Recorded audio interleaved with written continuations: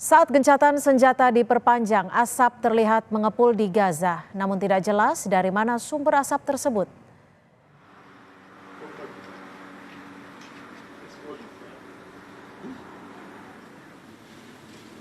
Israel dan Hamas sepakat memperpanjang gencatan senjata mereka selama 2 hari lagi untuk meningkatkan prospek pertukaran sandera.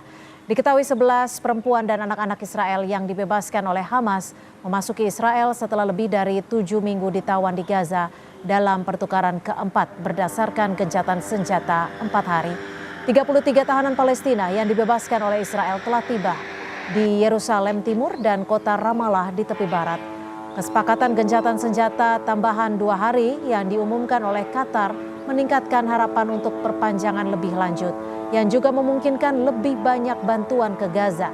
Kondisi di sana masih memprihatinkan bagi 2,3 juta warga Palestina yang terpukul oleh pemboman Israel selama berminggu-minggu dan serangan darat yang telah memaksa 3/4 penduduk meninggalkan rumah mereka.